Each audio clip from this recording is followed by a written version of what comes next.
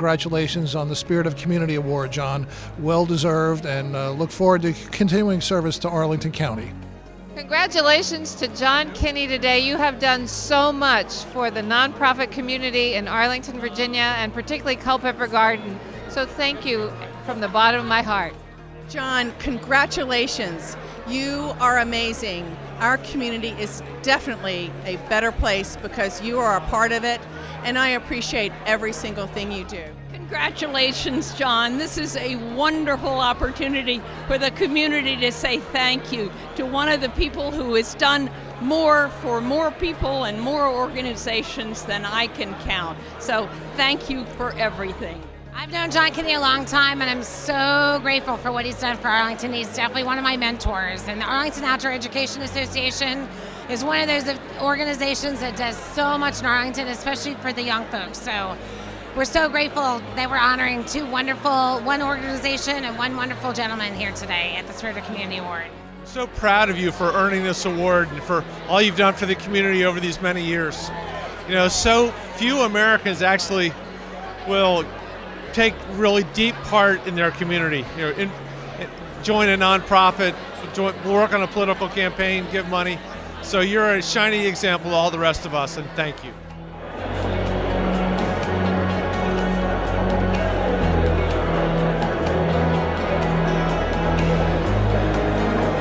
Good afternoon, and welcome everyone.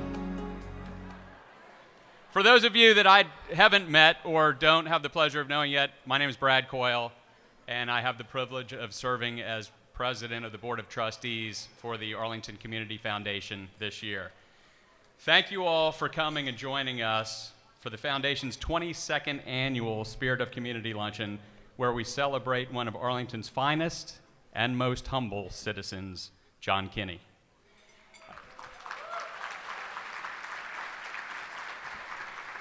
I've had the pleasure of sitting on a couple of boards with John over the years and have always considered him just like E.F. Hutton. When John Kinney speaks, people listen.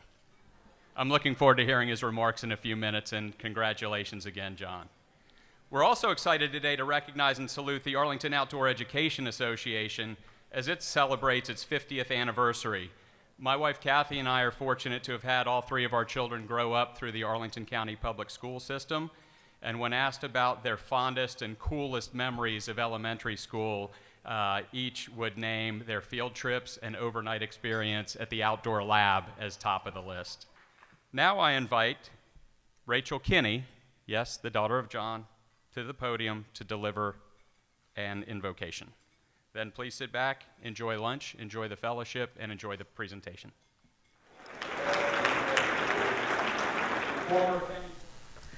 Hello, it's wonderful to see so many faces here. I came in from Nashville for this, and I'm really happy to be here.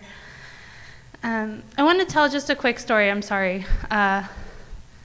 When I was a teenager and I asked my dad if he had ever seen God in the world, he told a story about how one time at a hearing about affordable housing, he said he felt the room change and they were actually able to push through housing that he didn't think was going to happen. And that just tells me a lot about my dad, and I hope it tells you some about him too. Will you join me in prayer? Loving God, your grace finds us in unexpected ways, lights in the darkness, the dare of hope in the face of fear, a small voice that says give and serve in a culture that says take and get. God, come into our hearts today as we celebrate and honor those who do your work in the world, and help us to find inspiration in the small and profound ways your love and justice are alive in this community. We ask you to make room in our hearts for your Spirit to move and to speak to us. For you have challenged us to love our neighbors as ourselves. Walk this journey with us, that we may make our hearts, our homes, our streets, and our communities places where all your children find welcome. Spaces full of your wonder, your abundance, your love, and your justice. Amen. I'm Karen Darner, and I, with Susan Anderson, are the co-chairs of this luncheon, and we're very excited about it. I especially want to echo Brad's gratitude and thanks to the staff of the Arlington Community Foundation, Wanda, April, Brenda, and Sam. When they say foundation, we know that they are really the rocks of our group. We also have to point out to you that this is the largest Spirit of Community luncheon that we've had. We number almost 400, so that's a terrific tribute to all of you and to John and the Outdoor Education Association. A special thank you to our sponsors, John Marshall Bank, ZGS Communications, and MTFA Architecture. Our premier sponsor is the law firm of Bean, Kenny, and Corman. Our platinum sponsors are two, Fred Schneider Investment Group and Carruthers Properties. You'll find a full listing of our sponsors and their generosity in your programs. Your turn. We have several past recipients of the William T. Newman Jr. Spirit of Community Award here with us today. Would you please stand when I call your name? Honorable Walter Tejada, Honorable Judy Connolly, Jean Berg, Ralph Johnson, Preston Carruthers, Rich Dowd, Honorable Karen Darner, Marianne Nerschel, Meg Tasillo, Marianne Moran, and Lola Reinsch. At this time, I would like to introduce the Foundation's Executive Director, Wanda Pierce, to say a few words. So thank you, Susan and Karen. You guys have done a terrific job leading our Spirit of Community Committee, and your entire committee has really made this a very special occasion.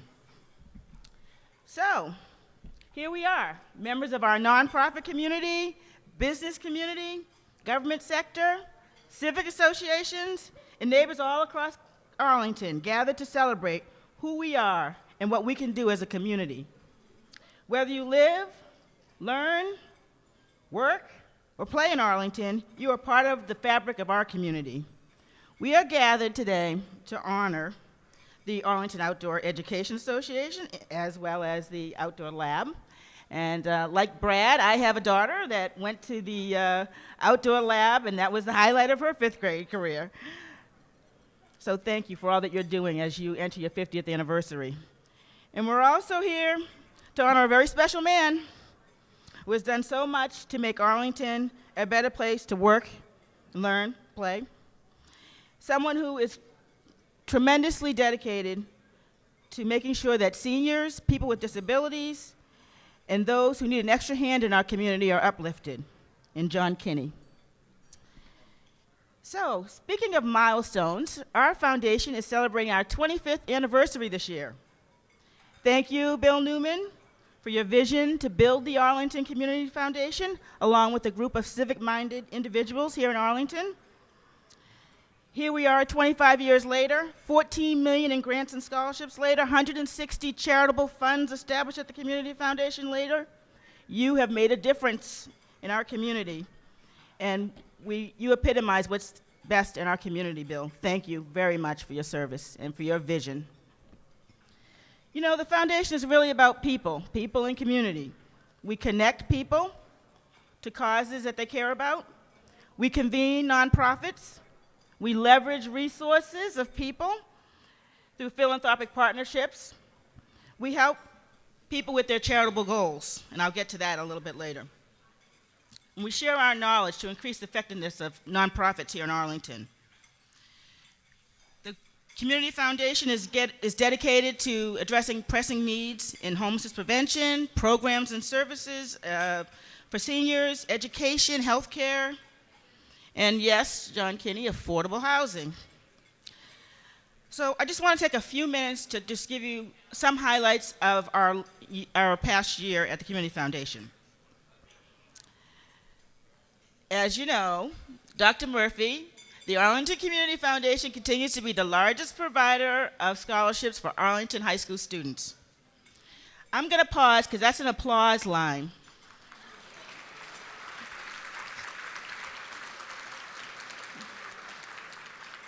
Your Community Foundation awarded over $400,000 in scholarships last year to 170 students. 69 of those scholarships were new, and the total value was $485,000. But we don't do that by ourselves. We work with generous individuals, families, corporations, organizations who sponsor these scholarships for high school students. And the need is great. There's still a lot of students that need more scholarships, so the more scholarship funds that we can establish, the more students that we can help together as a community. In terms of grants, we've done emergency grant making to nonprofits here in Arlington. And just this past month, we had volunteers in reviewing Homelessness Prevention Fund grants, Intellectual Development and Disabilities grants, Arlington Education Fund grants that go to Arlington teachers. Dr. Murphy, that's another plug with our partnership. Thank you, Arlington Public Schools, the best in this nation. So I can't spill the beans on who the grant awardees are, but they will be published in a huge article in the Sun Gazette, Scott, in December, right? But look out for good news on those grants that we're making.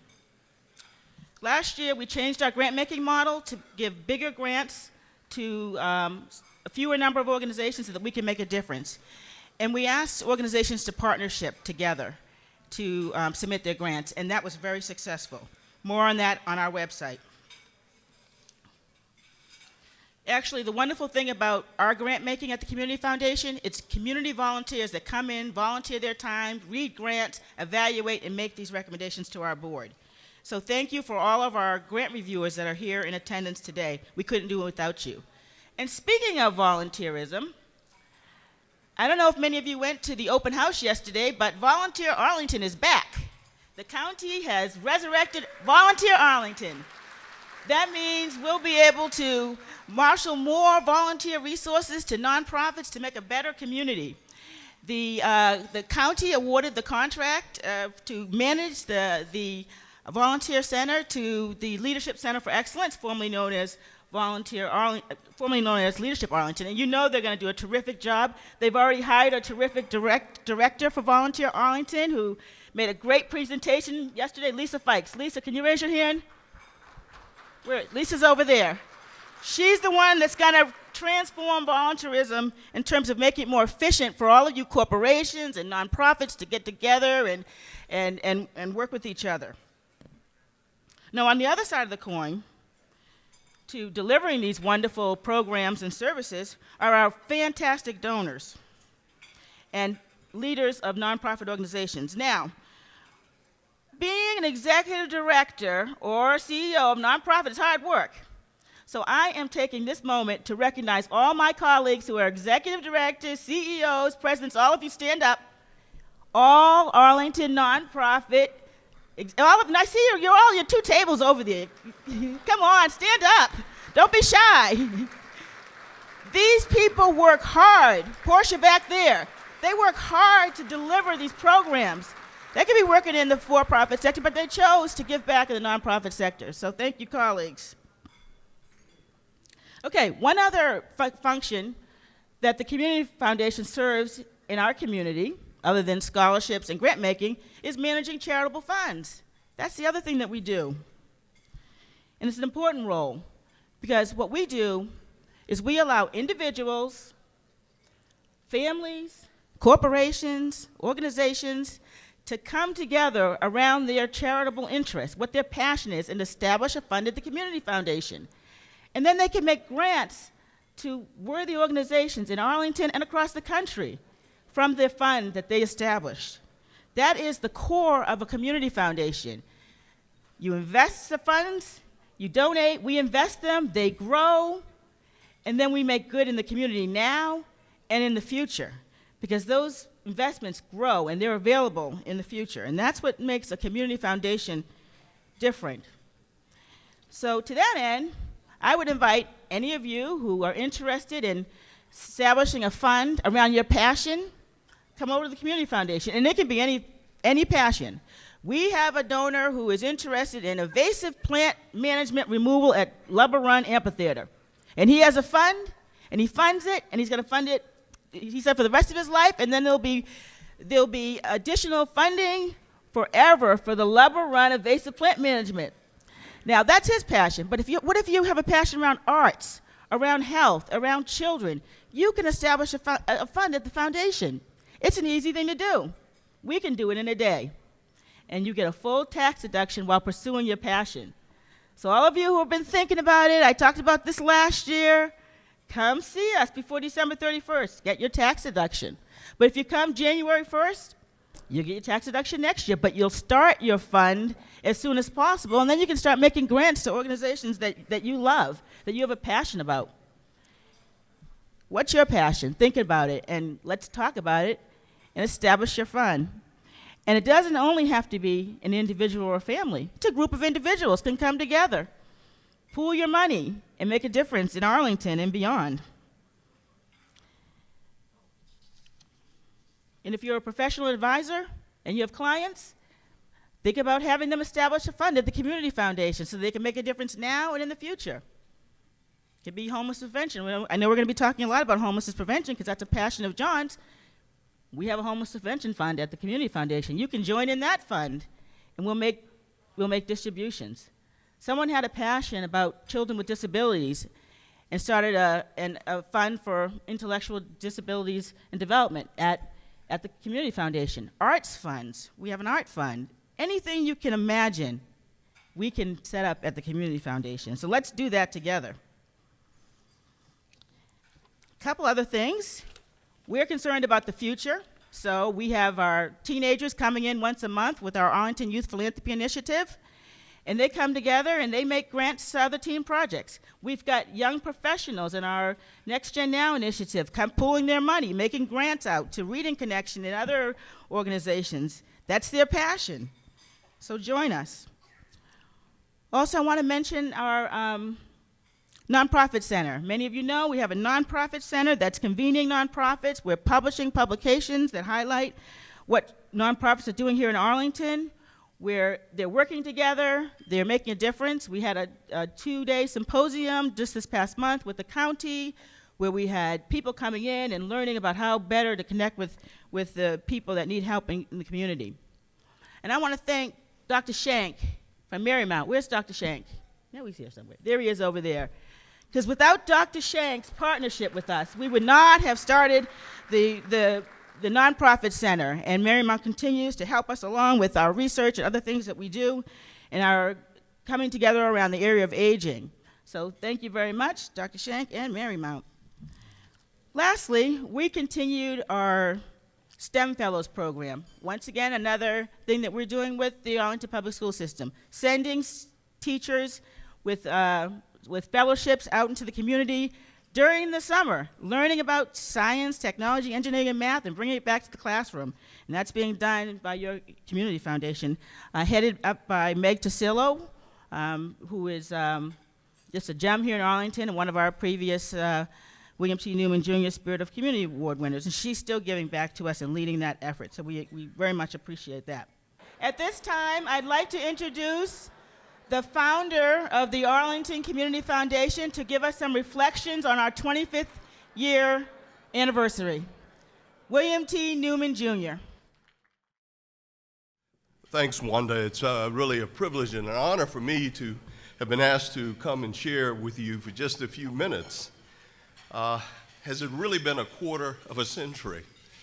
I seriously can't believe it. Of course, I was 10 years old when we started this endeavor. But I was asked to share just a few reflections about the Community Foundation.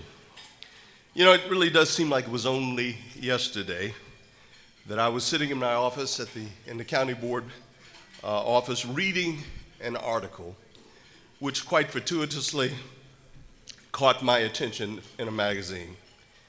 And what I read about that day was something called the San Francisco Community Foundation, and how that remarkable enterprise was able to keep alive so many Bay Area nonprofits which had been devastated by the earthquake a few years earlier.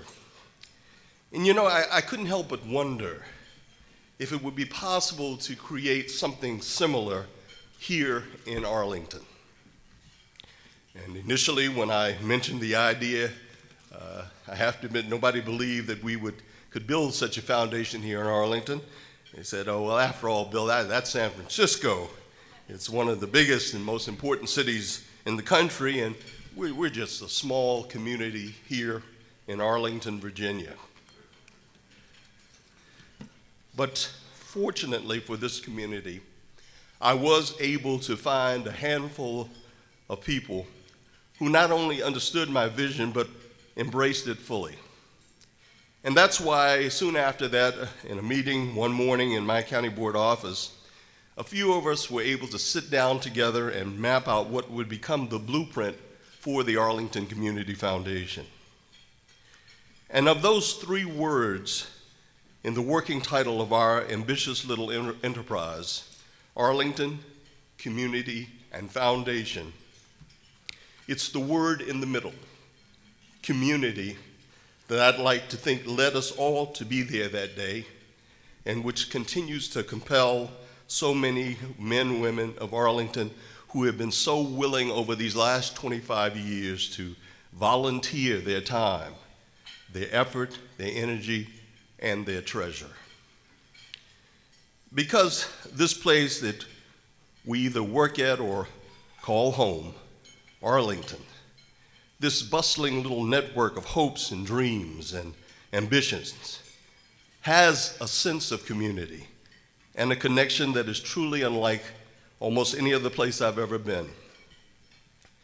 And those of us in my office that day that were there, because not only did they see a need in Arlington, but more than that, we all together saw an opportunity to create a mechanism that would be able to fill the needs of the community. Now, they say you should always be careful when you start acknowledging people individually for fear that you may miss someone. But I really feel very seriously on this 25th anniversary, I'd be remiss if I didn't single out 2 special people at this point, without whom we simply wouldn't be here today. The first one I have to mention is the remarkable Charles Overby. He was the president of Gannett's Freedom Forum. And at that time, as many of you remember, the Gannett and the USA Today were based here in Arlington over in Roslyn. Charles Overby not only heard about our endeavor through one of the little articles that had come out in the local newspaper, and he came and spent several hours meeting with me, talking with me about what I wanted to achieve, and he absolutely just fell in love with the idea of trying to create a community foundation. And Charles Overby came back to see me a few days later with a check for $100,000 in seed money, which he not only endowed us with the initial money, but it lent credibility to our ambitious little brainchild. It also serves as the unofficial seal of approval to the rest of the philanthropic community and told them that what the Arlington Community Foundation was attempting to do truly mattered and that it really could make a difference in everyday people's lives. And the second person I have to remember tonight and give a shout out to is Mac Radigan. Mac, as many of you may know, is an attorney here in Arlington and a wizard at both organization and the law. And he was a guy who deserves a real shout out because he was the one who started out doing a lot of the legal work for us and got our nonprofit status, which helped bring our little baby to life. And as at the time when some of the members of the committee were trying to say if I should be the first president, however, at the time I was also a little busy because I was chairman of the county board. And I said, thank you, that's a big great honor, but Mac, my friend, I would really love it if you would take the role as to be the first president of the foundation. And after a bit of cajoling, Mac agreed to serve as the foundation's first president. And because of that, and because of his remarkable skills and tireless energy, Mac's impact on what we were then and what we would eventually become as a foundation still resonates to this day. Before I close with any thoughts, though, I think it's important to point out one last thing. You know, a couple of days ago, after the presidential election, our nation is still trying to wrap its brain about what had happened and what by any measure was a campaign like no other in history. And regardless of what anybody's personal views on the election's outcome, this much became very clear to me when the dust settled on Tuesday. At least half the people in our country desperately wanted and still want some form of smaller government. That means that so many special programs established by the government agencies over the past 50 years, either on a local, state, or federal level, may unfortunately be greatly reduced, if not eliminated altogether, over the next few years. And with that thought in mind, I have to say the Community Foundation takes on even greater meaning. Because that does not mean, even if we start talking about smaller government, it doesn't mean that the problems or issues that government address are going to go away. In fact, it may be just the opposite. These problems may become more acute and even more widespread as the role of government in our daily lives decreases. And because of that, my belief is that what we've created here in Arlington, a foundation that's been built on two noble and timeless concepts, sustainability and diversity, may become the model that will get replicated over and over again in small American communities just like Arlington. And it makes me proud and more than a little humbled to think that the idea of the most socially conscious leaders in a small community giving so tirelessly of themselves year after year so that their neediest neighbors may get back on their feet, or that they find financial relief or seed money for some nonprofit, or discover the arts, or get a better education and soar to even greater heights. And that it all started 25 years ago right here in our little neck of Northern Virginia. And my hope is, you know, like 25 years later, just as I was sitting down reading a magazine, hopefully someone else will maybe read a newspaper article or a magazine about the Arlington Community Foundation. And just maybe they will be inspired to create a foundation, just like the Arlington Community Foundation. You know, the one thing I remember from that article was a phrase, and it said that a foundation should always be about causing lasting change. And for the last 25 years, that's exactly what the Arlington Community Foundation has attempted to do, create lasting change. Thank you all for being here today, and thank you for making these first 25 years good, but the best is yet to come.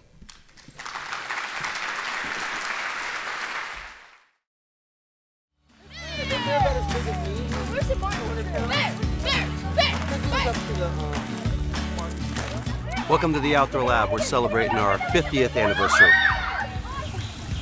Looking. And guess what? I got absolutely nothing. Man, you guys are probably going to be better. Let me try one more time. I mean, I came here as a kid back in the 80s, so I did the same thing the kids are doing today. So, you know, there's a lot of magic here. So I did the same thing. I got to camp out, go on the hikes that they're doing, and it's been going on for 50 years. That's kind of, that's a good run. So hopefully there's another 50 years of a good run coming up. So, now we're doing the survival thing where the counselors are going to go around and teach you, what to do, how to survive in the wild, how to purify water, make shelters, and make a fire.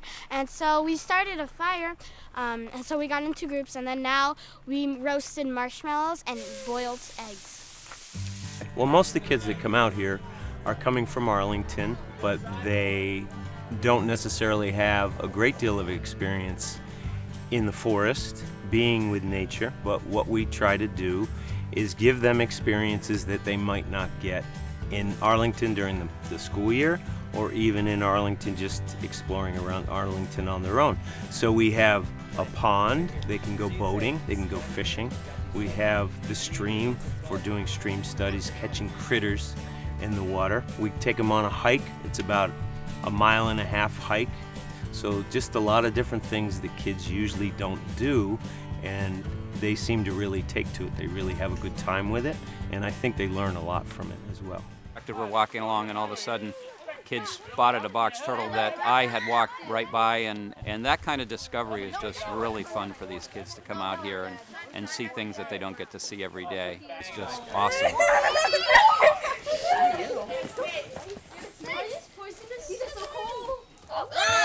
It's an eastern rat snake, or I used to call them black rat snakes. They just changed their names again. I need to ask. Yeah. How do snakes poop? Because snakes pooping? Well, all animals poop, right? I know.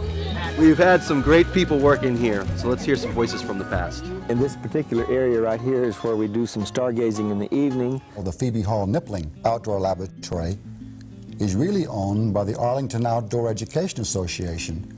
Who are they? Who is the Outdoor Education Association? Actually, it formed about 1967 through a group of concerned citizens who were interested in outdoor education.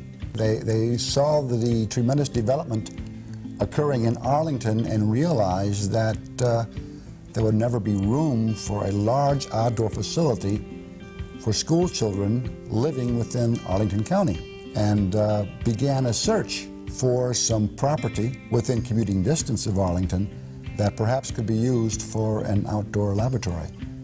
And this search culminated in 1968 with a site which is now located in Fauquier County.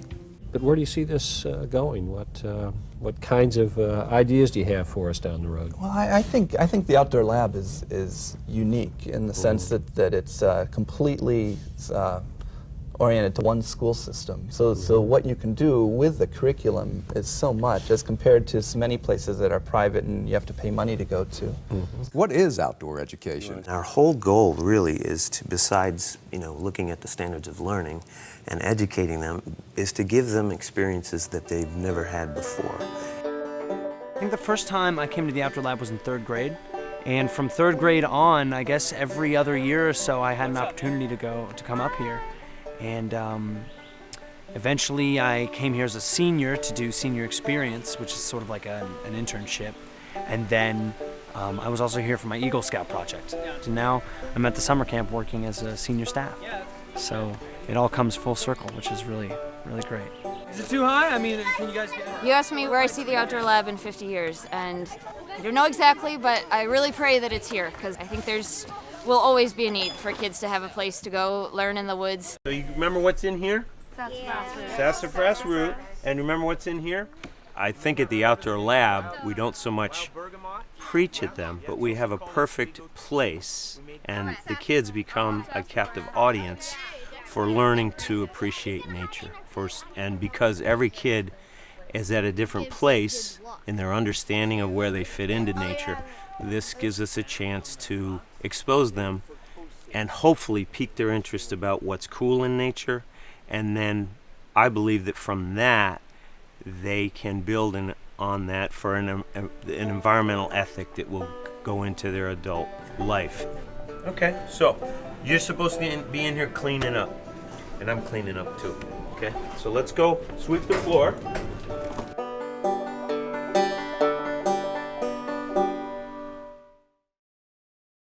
When I first came to Arlington, I began to buy wheels of cheese from my friends. Why? Because they were my friends. But also, they had a mortgage of over $90,000 on an area far out from Arlington at that time, in untouched acres in Fauquier County. They were mothers, fathers, sisters, brothers, friends of many of you in this room. In fact, we even have a guardian angel of the Outdoor Education Association, Preston Carruthers, with us here today, and we thank you, Preston.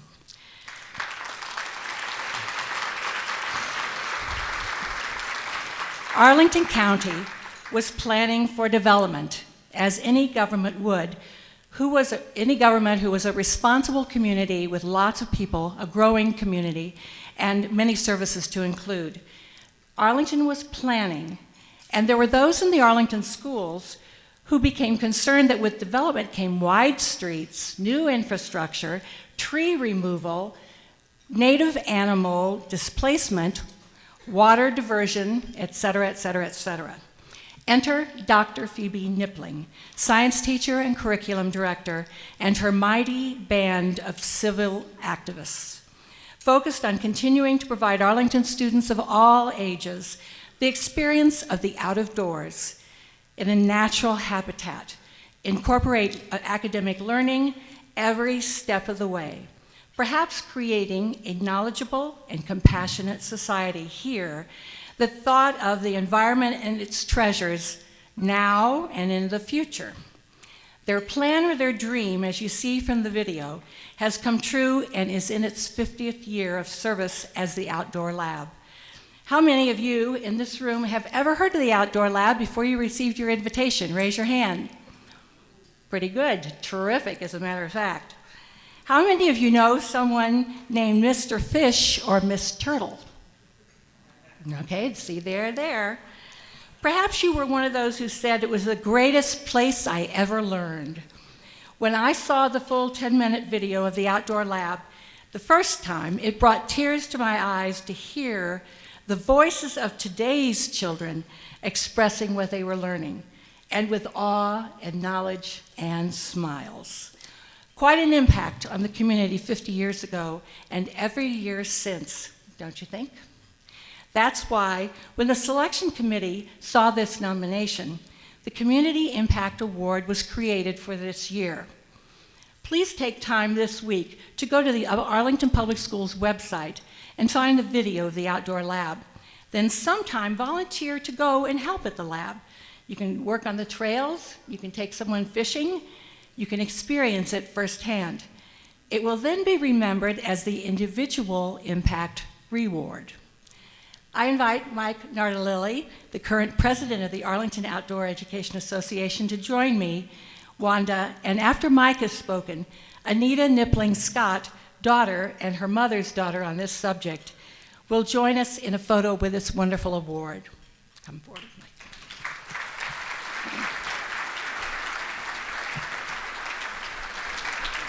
Thank you, Karen.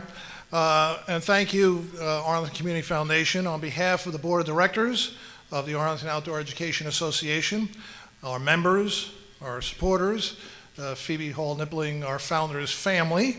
I am pleased to accept this Community Impact Award.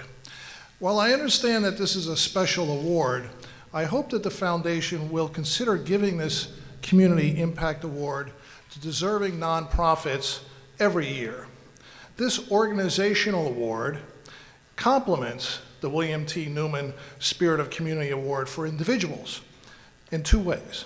First, organizations that have been around a long time to become a part of the fabric of a community, like the Outdoor Lab, have all conquered founders' syndrome. That is, they are able to build upon the vision of a charismatic founder like Phoebe Hall Nippling without being locked into the founder's way of doing things. Often the skills needed to start an organization and to keep it alive during its infancy are not the skills that the organization needs as it ages and grows. So Karen mentioned the cheese sales. Who here remembers the Outdoor Lab selling cheese? Okay, well, raise your hands. Well, we no longer sell cheese. Sorry, Phoebe, we don't sell cheese anymore.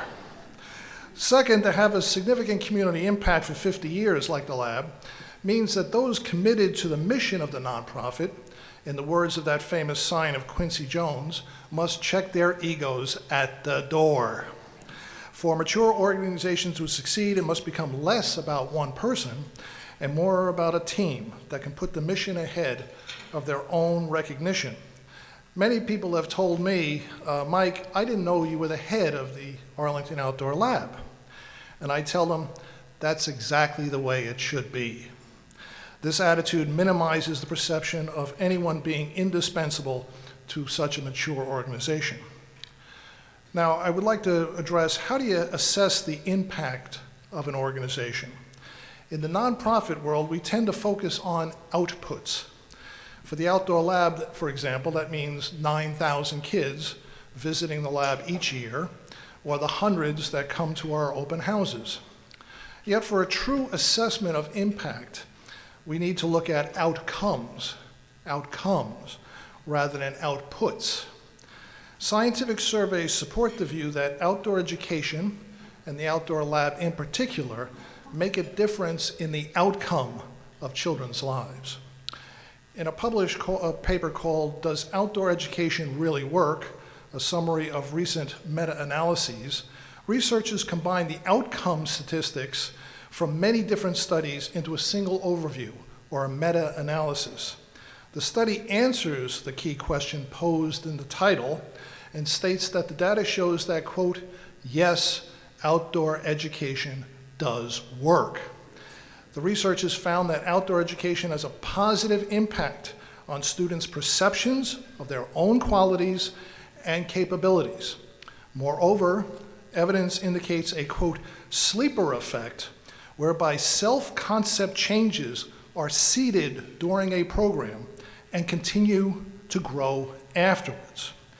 The authors conclude that there is a scientific basis for the benefits of outdoor education. Quote, these results are a positive endorsement of outdoor education as a legitimate and effective education training method. Outdoor education definitely has something to offer. A particularly impressive strength would seem to be that outdoor education programs can trigger in participants an ongoing cycle of personal growth, as evidenced by the positive follow-up findings. As for the outdoor lab program itself, the outdoor lab was evaluated in October 2007. This review found that 92% of the students that attended the program indicated that the outdoor lab helped them better understand material covered in their science classes in school. And 96% of the teachers surveyed were very satisfied with the extent to which the outdoor lab allowed students to learn.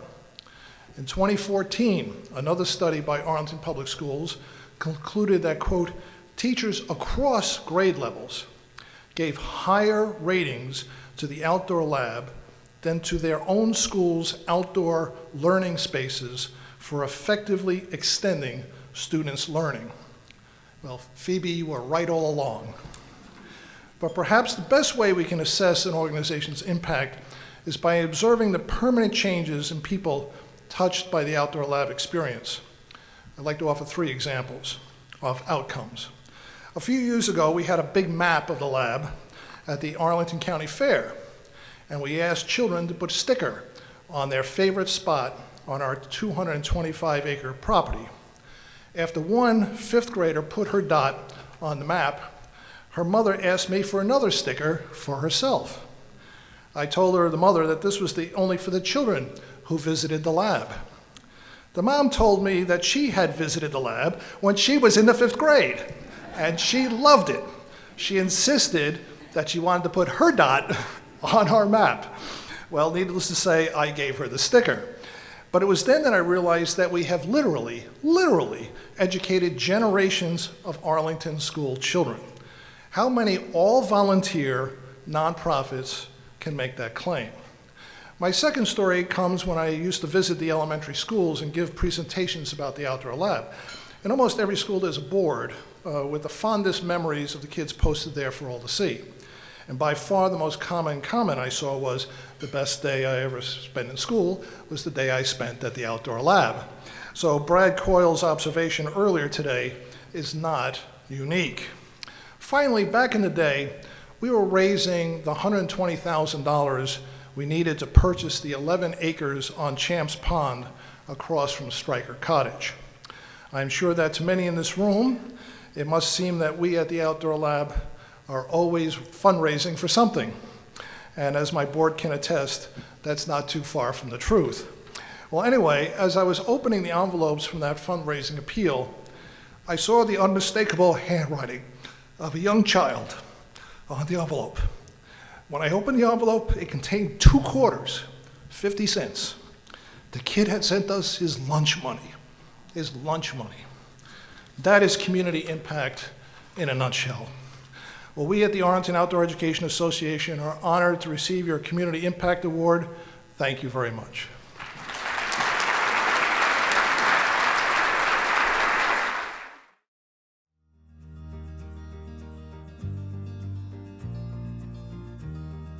Intelligent, Persistent. Dependable. Creative problem solver. John loves Arlington. He grew up here. He cares about it both from the governmental community and the business side of things. So he's one of the rare people who covers all 3 sides of the triangle. Well, one project was started what was probably almost 20 years ago when I was working with Clarendon Baptist Church on a vision for affordable housing right in the middle of Clarendon. So I cornered John at a Taste of Arlington event while he was sampling the fair and asked him how he really felt about affordable housing and would he put some time and energy and thought behind that to help strategize and think about how to advance that project. He both advocates for the new growth, the new high-rises, the new sidewalks, the new parks, but he also listens to the neighbors who want to preserve diversity and inclusivity. He's fair and he really does care about people. And as a community foundation, that's what we're here to do, bring the community together, to work together. And John is at the center of so many of these projects and initiatives that are making Arlington a better place. But just like his father, David, who was a great man, and it was my pleasure to know him, John was the person who learned, probably from his parents, that as you progress through a community, you want to bring the community with you. And he learned that very well, and he's always acted that way in his projects and in the things he's done.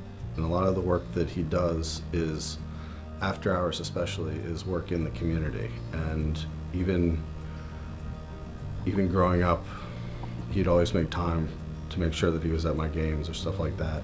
He's someone who many young attorneys emulate for both his competence and his approachability, and that people want to seek out his counsel. John really kind of epitomizes what's great about Arlington. I mean, obviously he brings, intelligence, professionalism, and common sense to the table. I have memories of John making the atmosphere not only an important place to work with important jobs and tasks, but also he added some levity, and it just made it for a pleasant place to work in addition to a place where you could grow your career.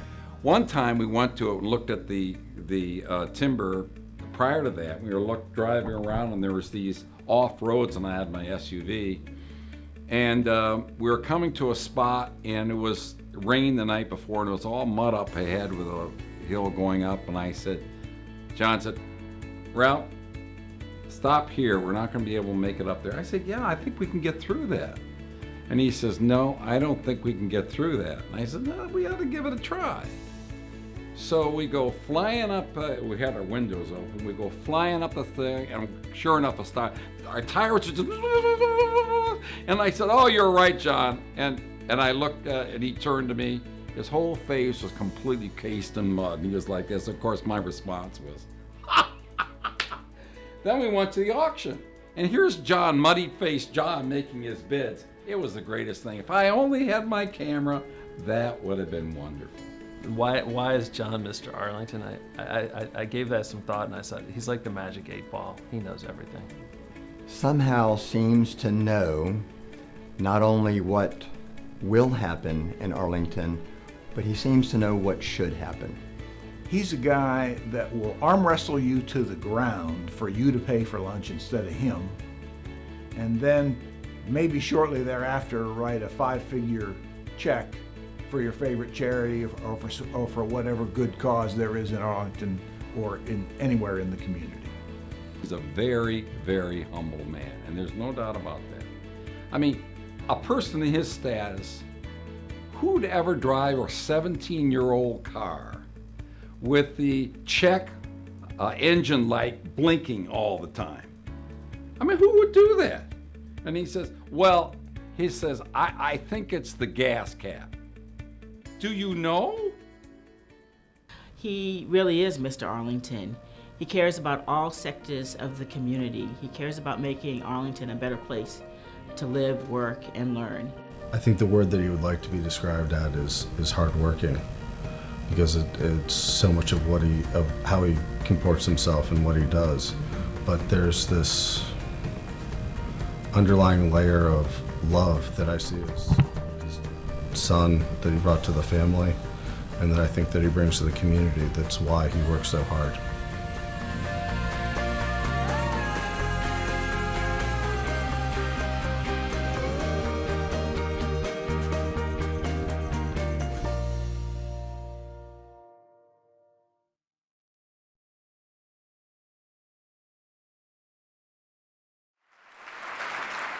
I've just been told by Wanda I have a very short leash, so I've got to do it very fast here. And I was going to give you stories to start it off with, but I can't do that now. But John is always there available to talk to everyone. I once was riding in a car, and John was sitting next to me, got a phone call, and it was another land use attorney, and that land use attorney was asking, John, did you see my project? And I'm working on it. He said he did. And he said, what do you think of it? And John proceeded to tell him, well, that's a problem over there. You've got the garage situation there, and then there's this problem over there. And he said, but you know, the county is interested in doing this, and you can compromise with them. And here's the person to talk to, and they can get it done. And after he hung up the phone, I said, John, this is a competitor here, and you're giving all this information. Why are you doing that? And John looked at me and he said, because she asked. And that's the thing. John is always being called by everybody because he knows everything. And plus the fact, he'll respond. Now, the titans of industry, the developers here, all around here, I won't identify you. We have tomatoes, so I won't identify you. But they go to John because if they want a great project to be developed to their needs in Arlington County, they know that John is the one to get it done because he has great connections with the county. They love him. He works with them. He can tell them, he's smart enough that he can tell them exactly how to modify his project, and things get accomplished. And the citizens are happy with, citizens are happy with it, and it's a great project. But also in that thing, his great love of affordable housing, AHC, Arlington Community Residences, APA, Doorways to Women, just to name a few of them. I'm sure there's many more. They have him on speed dial because John cares so much about them, and he's so competent that he can get these things done. And the county relies on him too. I mean, he's a person who is asked to be in all of these land use boards, and of course he does a brilliant job. And they ask him to sit and they send him stuff for him to review that they're considering, and his input is so respected. He also sits on as the chairman, and I think the Arlington Retirement Board, which is a $2 billion organization. That's the model of the world, the country, because all these other retirement funds that have been suffered since 2008, they are going strong. Now, John's not alone in that, but they do an incredible amount of work. But these calls he responds to, that it's all kinds of people.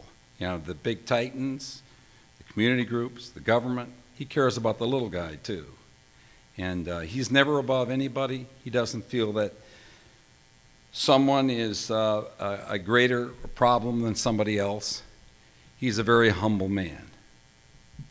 In fact, you just look at him when he walks into work and you say, he's a humble man. In fact,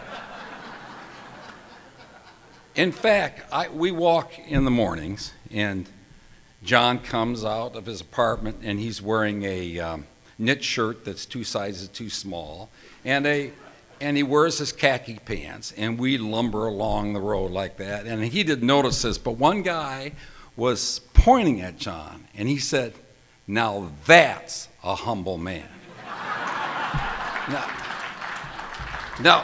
Now, we all know that Gentleman's Quarterly will never call on John. Wait. They did call on him one time. They were doing an article on the well-dressed D.C. man, and they asked John to be the before pictures. But he refused. Now, John has a big brain. He's often the smartest man in the room, maybe all the time. And that mind just keeps going all the time. And I have to deal with that. After a weekend, I asked John, "What's going on?" Something like this will happen. He'll say, "You know, there's this train strike in India." I said, "Oh, okay. Did you know that?" I said, "No, I didn't know that." And he said, "All the crops are just lying on the carts in the train. They're not going. No one can get their crops to the market." I said, "Okay." And he said, "In China, there's 3-month drought, Ralph." And over the weekend, I was looking at the agricultural regulations, and I see it. I said, "John, what are you getting at? We got to buy cotton."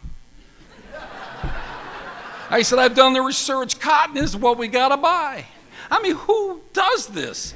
Who thinks about this kinds of things? And here's another example of his big brain. When there is no small idea that John can't complicate.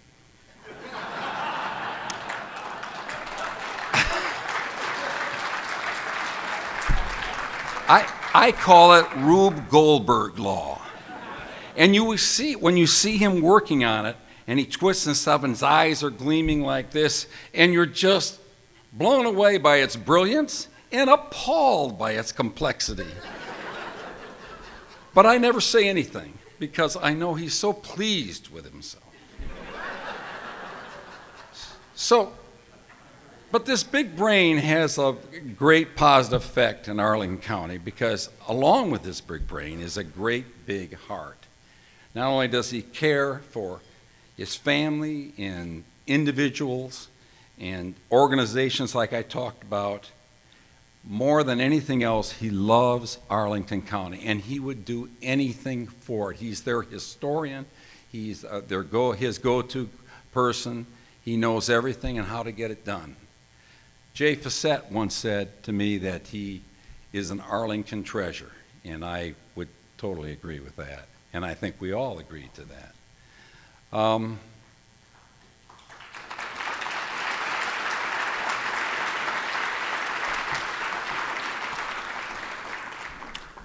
I love John, and I know you all do too, and I think it's a wonderful thing that we are finally, after so many times, committing ourselves to honoring him. Now, before I introduce John, I got to say a few things that he doesn't do well. He's the worst golfer I've ever seen in my life. If you're near him when he's hitting, you're in danger. If you're 50 yards behind him, you're in danger. And when he's on an ATV, it's all full out. There is no moderation. Up and down the side of a mountain he goes. You know, it's like a bat out of hell. Birds fly up in the hundreds. Squirrels and rabbits, followed by the coyotes and foxes, in unison scamper out of their hiding places. Bears come out of the mountains, their faces etched with horror. It's a frightening thought. But that's another story for another time. For now, I give you Arlington's most indispensable citizen and my great friend, John Kinney.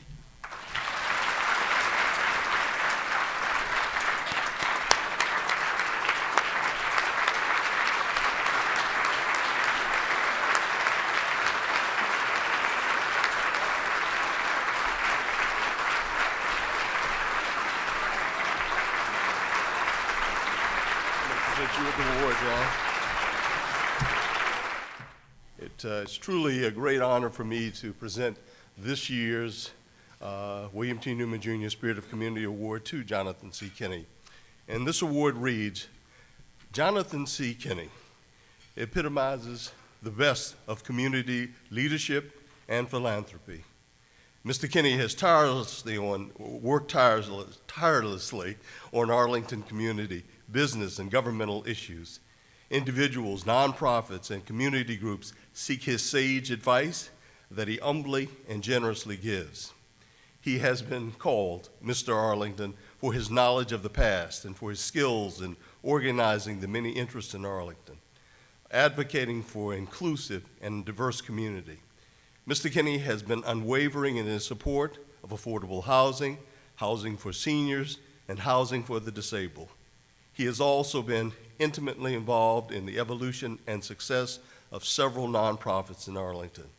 In recognition of Jonathan C. Kinney's selfless dedication to volunteerism, philanthropy, and community in Arlington, the Arlington Community Foundation honors him with the 2016 William T. Newman Spirit of Community Award this November 10, 2016. John. Thank you.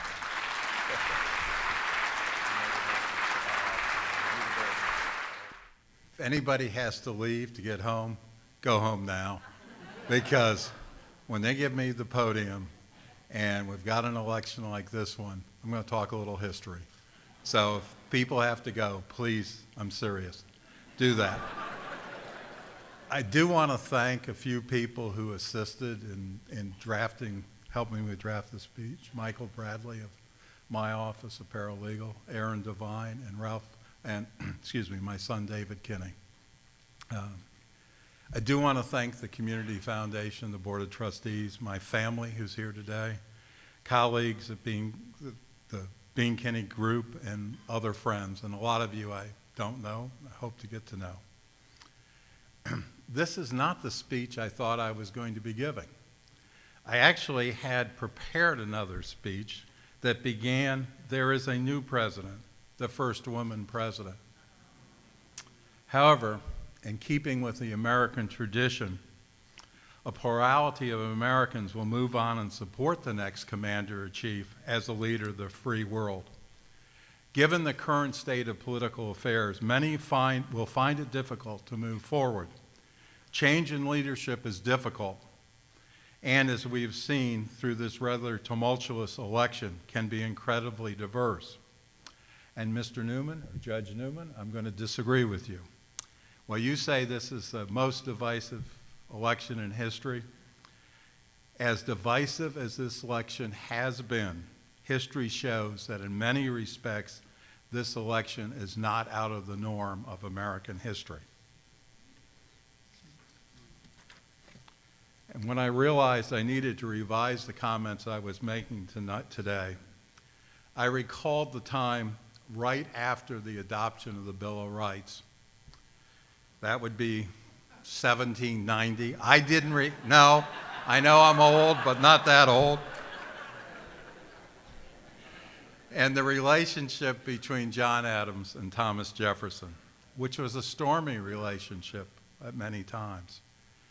Just a few years after the country had memorialized the concepts of free speech and a free press, President Adams and the Federalist Congress enacted the Alien and Sedation Acts of 1798, which made it a crime to oppose or resist any law of the United States or any act of the President. The Alien and Sedation Acts were actually 4 separate acts. One increased the residency requirements for American citizenship to 14 years. Ever heard that idea before? Another authorized the president, not the courts, to imprison or deport non-citizens who were considered dangerous to the United States.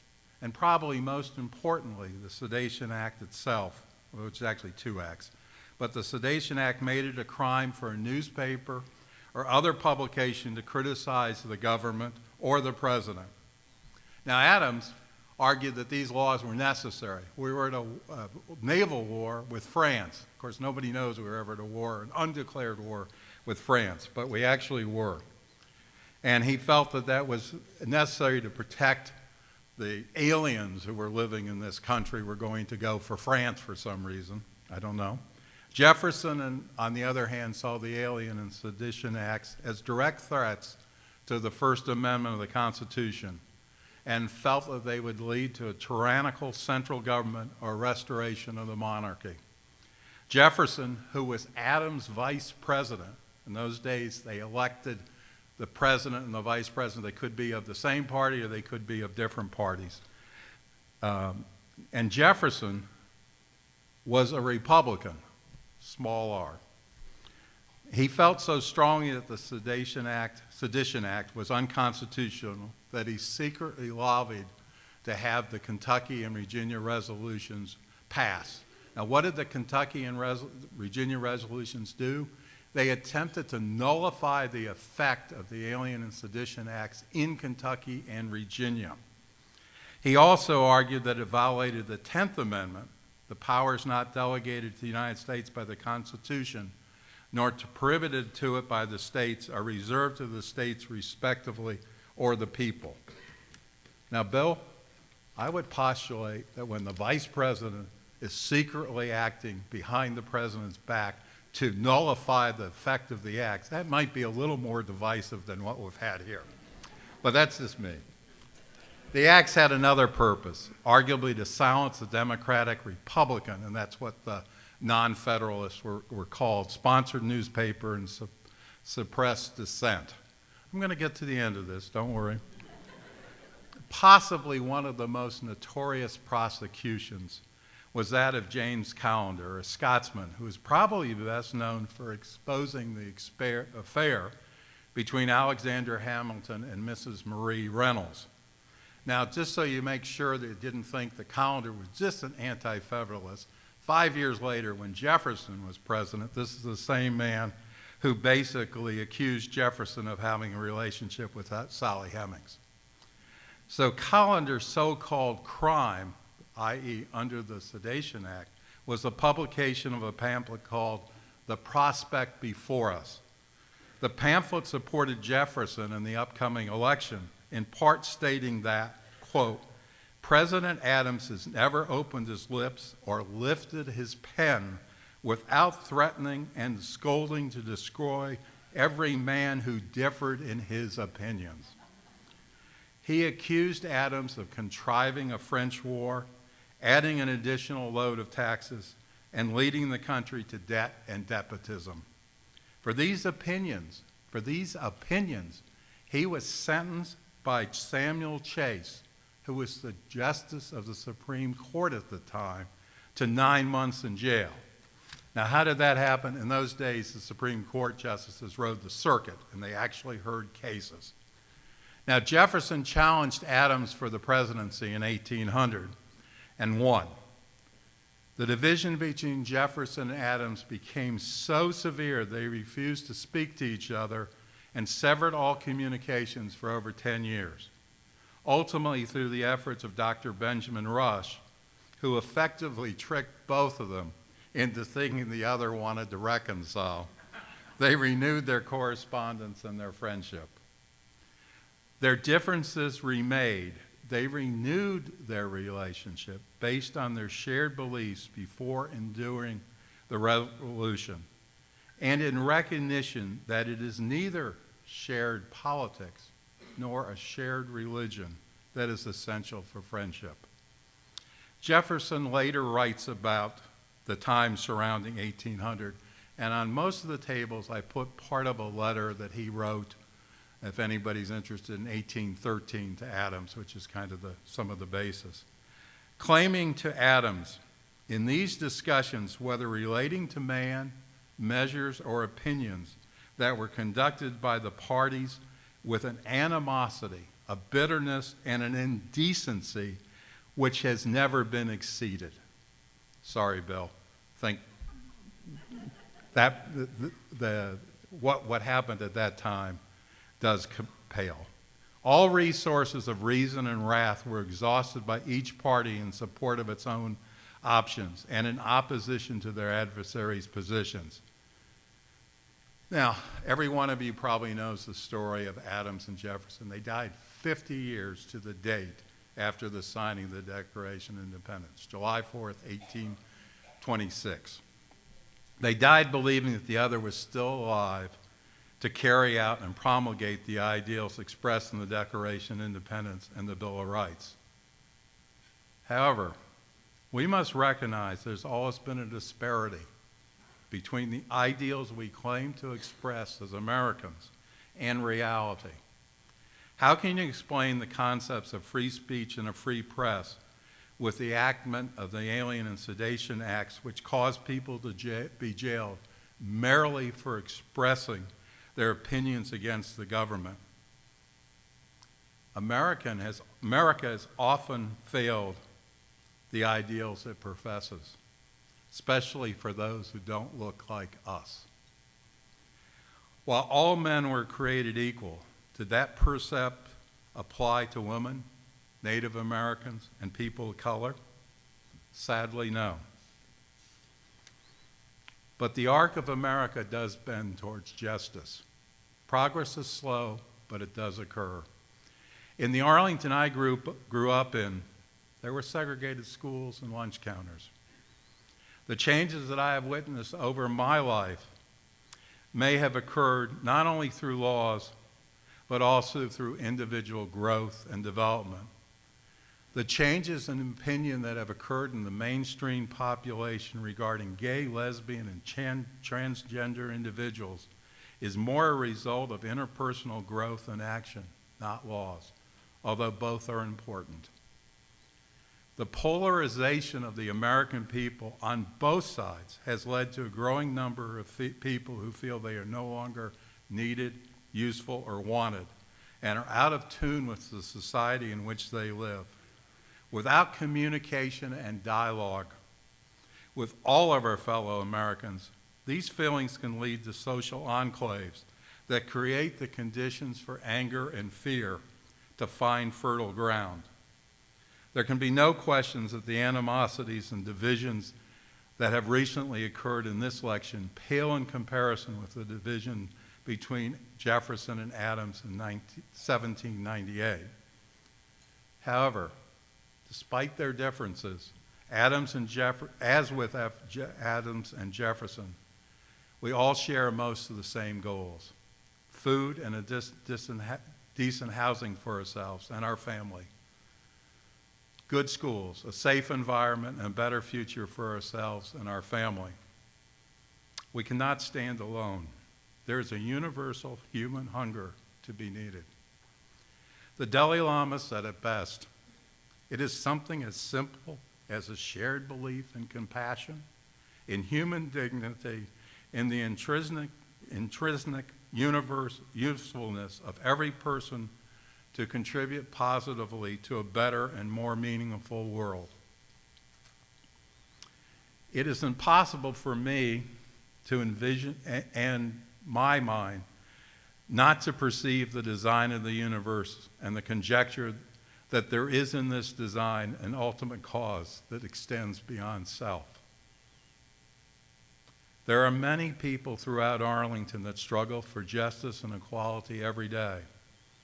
There are individuals who in a single day refresh the human spirit by delivering meals to those without access to food, by providing shelter for those who live in an unsafe or hostile conditions, or by providing medical assistance, or just sharing a part of themselves with another human being. Individuals like these, and I'm looking at the table over there and some of the others, are the true richness and spirit of community in Arlington. These are the individuals who daily endeavor, embody, and embellish the spirit that is beyond my personal comprehension.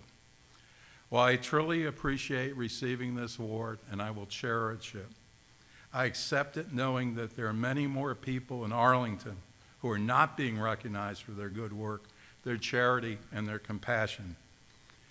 It is to those of you who are in this room and outside of this room whose work inspires the best of us that I say thank you.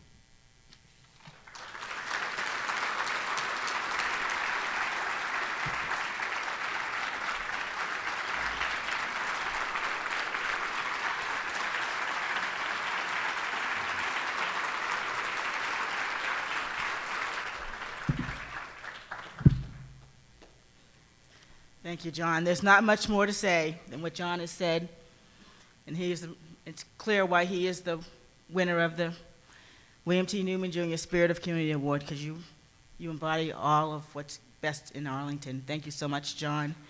And I just want to let you know that everyone here wanted to say something on the video, but we couldn't fit them all in the video. So what we've done is we've allowed everybody to express their thoughts in writing. All the notes are in this box, which I will present to you afterwards, and you can read them at your leisure. Thank you, everyone who contributed to this successful luncheon to honor John and the Arlington Outdoor Education Association. Thank you, and hope to see you next year.